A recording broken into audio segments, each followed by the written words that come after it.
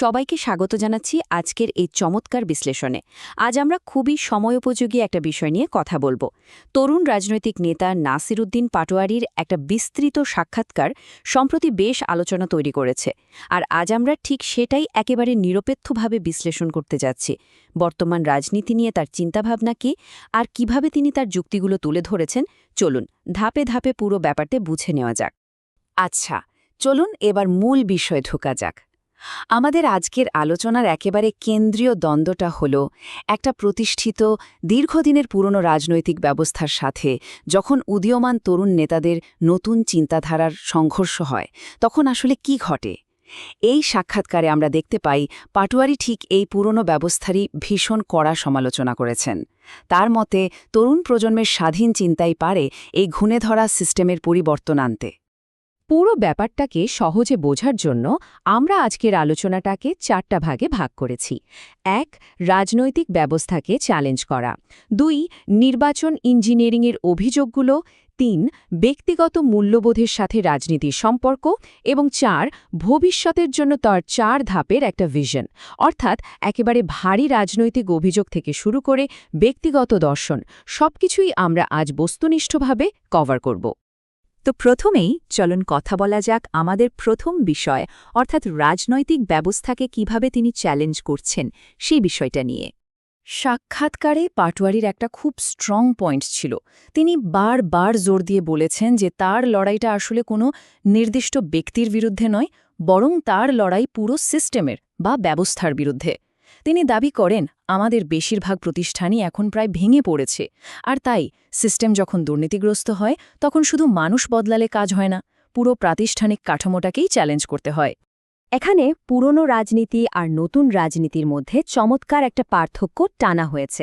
Source অনুযায়ী পুরনো রাজনীতি বলতে মূলত বোঝানো হচ্ছে এমন একটা সিস্টেম যা চাঁদাবাজির ওপর নির্ভরশীল, পরিবারতান্ত্রিক এবং পুরোপুরি ঢাকা কেন্দ্রিক। অন্যদিকে তার প্রস্তাবিত নতুন রাজনীতির ভিশনটা হল পুরো ব্যবস্থা হবে বিকেন্দ্রীকৃত, স্বাধীন, আর এর নেতৃত্বে থাকবে তরুণেরা, অর্থাৎ ক্ষমতা শুধু রাজধানীতে আটকে না রেখে পুরো দেশে ছড়িয়ে দেওয়ার কথা বলা হচ্ছে। সিস্টেমের সমালোচনার পাশাপাশি কিছু নির্দিষ্ট কর্পোরেট সিন্ডিকেটের কথাও তিনি তুলে এনেছেন। পাটোয়ারি এস আলম গ্রুপের বিরুদ্ধে কিছু বেশ বড় ধরনের অভিযোগ করেছেন। তার দাবি এই গ্রুপটি নাকি তেল, পেঁয়াজের মতো আমাদের প্রতিদিনের দরকারি জিনিসপত্রের বাজার একচেটিয়াভাবে নিয়ন্ত্রণ করছে, এমনকি পুরো ব্যাংকিং সিন্ডিকেটও তাদের দখলে। আর তার মতে রাজনৈতিক মহলের সরাসরি আশীর্বাদ ছাড়া এত বড় মনোপলি বা একচেটিয়া বাজার তৈরি করা কোনোভাবেই সম্ভব না।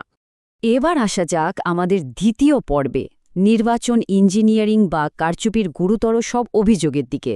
বিশেষ করে ঢাকা ৮ আসন নিয়ে তার অভিজ্ঞতাটা এখানে বেশ গুরুত্বপূর্ণ। এই সাক্ষাৎকারে ঢাকা ৮ আসনের নির্বাচন নিয়ে তিনি বেশ কিছু চাঞ্চল্যকর দাবি করেছেন। যেমন তার দাবি অনুযায়ী নির্বাচনের দিন তার ৯৭টি কেন্দ্রে একেবারে একসাথে হামলা চালানো হয়েছিল। আরও বড় অভিযোগ হল ডিসি অফিসে নাকি বিভিন্ন গোয়েন্দা সংস্থার উপস্থিতি ছিল, এমনকি মির্জা আব্বাসের মতো রাজনৈতিক ব্যক্তিত্বদের প্রভাব খাটানোর কথাও তিনি বলেছেন। আর সবচেয়ে অবাক করা ব্যাপার হল ঋণ খেলাপিরাও নাকি নিয়ম ভেঙে নির্বাচনে অংশ নেওয়ার সুযোগ পেয়েছিল, যেটা তিনি স্পষ্টভাবে উল্লেখ করেছেন। আর এই বিষয়টা খুব চমৎকারভাবে আমাদের সামনে তুলে ধরে অফিসিয়াল নিয়ম আর মাঠ পর্যায়ের বাস্তবতার আকাশ-পাতাল তফাৎটা আসলে কোথায়। নিয়ম হল ব্যালট পেপারে সিল মারলে সেটা অবশ্যই নির্দিষ্ট ছকের ভেতরে থাকতে হবে, কিন্তু পাটোয়ারির অভিযোগ ডিসি নাকি নির্দেশ দিয়েছিলেন বাক্সের বাইরে পড়া সিলগুলোকেও যেন বৈধ হিসেবে গণনা করা হয়। নির্বাচন কমিশনের নিয়মের সাথে বাস্তবের এই অদ্ভুত বৈপরীত্যটিকেই তিনি নির্বাচন ইঞ্জিনিয়ারিংয়ের অন্যতম বড় প্রমাণ হিসেবে দেখিয়েছেন। এতক্ষণ তো আমরা বেশ ভারী রাজনৈতিক কথাবার্তা বললাম। চলুন এবার একটু ভিন্ন প্রসঙ্গে যাই। আমাদের তৃতীয় পর্বে আমরা দেখব কিভাবে একজন নেতার ব্যক্তিগত মূল্যবোধ তার রাজনৈতিক আদর্শকে প্রভাবিত করে। এখানে তিনি তার স্ত্রীর সাথে পরিচয়ের বেশ সুন্দর একটা ব্যক্তিগত স্মৃতি শেয়ার করেছেন। ছাত্রজীবনে ঢাকা বিশ্ববিদ্যালয়ে টিএসসিতে তাদের প্রথম দেখা। তিনি খুব গুরুত্ব দিয়ে বলেছেন যে তাদের সম্পর্কটা কেবল আবেগের উপর দাঁড়িয়ে নেই, বরং এটা গড়ে উঠেছে পারস্পরিক শ্রদ্ধা, আস্থা এবং একসাথে অনেক লড়াই পার করার মধ্য দিয়ে। এই যে রেসপেক্ট আর ট্রাস্ট, এই বিষয়গুলোই তার ব্যক্তিগত জীবন আর রাজনৈতিক চিন্তাভাবনার একটা বড় ভিত্তি। স্ত্রীর স্বাধীনতার প্রসঙ্গ ধরেই তিনি মুসলিম উইমেন এম্পাওয়ারমেন্ট বা নারীর ক্ষমতায়ন নিয়ে নিজস্ব একটা সংজ্ঞা দিয়েছেন। তার মতে ক্ষমতায়ন মানে এই নয় যে আধুনিক হতে গিয়ে নিজের শেকড় ভুলে যেতে হবে, বরং একজন নারী তার নিজস্ব ধর্মীয় আর সাংস্কৃতিক মূল্যবোধ ঠিক রেখেই সম্পূর্ণ অর্থনৈতিক এবং ব্যক্তিগত স্বাধীনতা অর্জন করতে পারেন। তাকে তার স্বামী বা পরিবারের ওপর আর্থিকভাবে নির্ভরশীল হতে হবে না। এই পুরো আলোচনা থেকে আমাদের যে মূল বিষয়টা বুঝতে হবে তা হল কিভাবে একটা ছোট পারিবারিক একক একটা পুরো রাষ্ট্র কাঠামোর সাথে যুক্ত।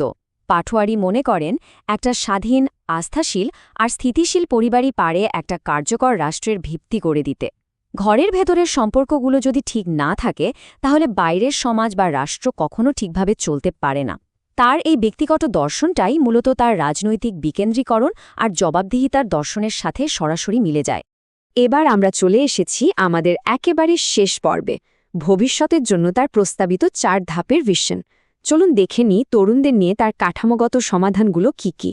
সুতরাং সবচেয়ে গুরুত্বপূর্ণ পয়েন্টটি হল সিস্টেম বদলানোর জন্য তিনি খুব স্পষ্ট একটা তাত্ত্বিক কাঠামো দাঁড় করিয়েছেন। এর প্রথম ধাপটা হল আজাদ, অর্থাৎ ভেতরের ভয় বা বন্দিদশা কাটিয়ে মানুষকে স্বাধীনভাবে ভাবতে শেখানো। দ্বিতীয় ধাপ অর্গানাইজেশন, যারা জেগে উঠেছে তাদের সবাইকে এক ছাতার নিচে নিয়ে আসা। তৃতীয় ধাপ হল ইনকিলাব, অধিকার আদায়ের জন্য সরাসরি মাঠে নামা। আর সবশেষ ধাপটি হল ইনসাফ, যেখানে কোনো স্বৈরতন্ত্রের বদলে একটা ন্যায় বিচার ভিত্তিক রাষ্ট্র প্রতিষ্ঠিত হবে। এই ইনসাফ নিশ্চিত করার জন্য তার লক্ষ্যটা বেশ পরিষ্কার।